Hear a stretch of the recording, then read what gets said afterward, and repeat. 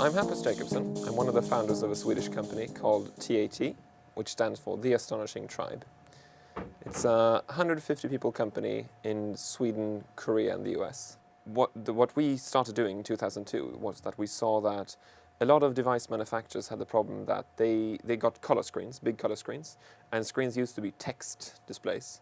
And the hardware in the phones were not capable enough to draw the graphics.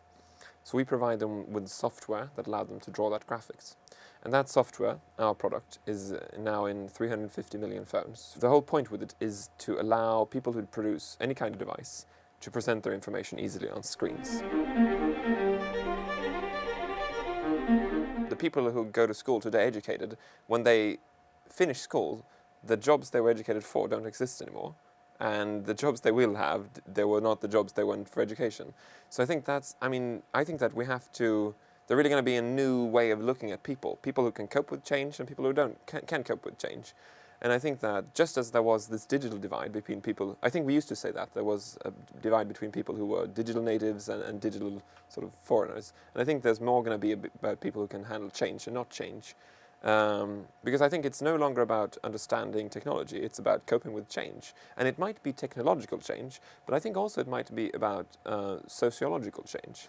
I think the last 3 years, I think that I've been saying constantly to people that I think there's more innovation now than ever. And I think I said that 3 years ago, and I think I said it last year, and I mean, you constantly say that. And I think it's incredible to see how much faster everything moves.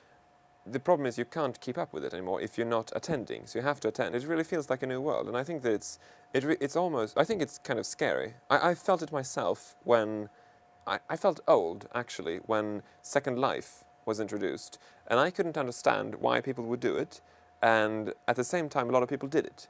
And when those things happen, I think then you understand that one day I will also be old and not understand why people love all these things that I'm doing.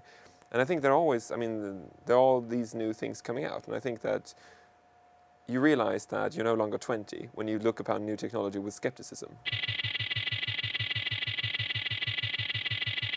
I see a future where actually some people want to step off the technology carousel, actually.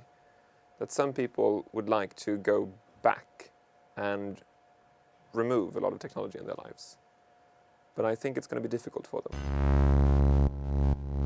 I think that there are a lot of gadgets around, and I think the important thing is to make sure that things are useful for people and they actually provide real values.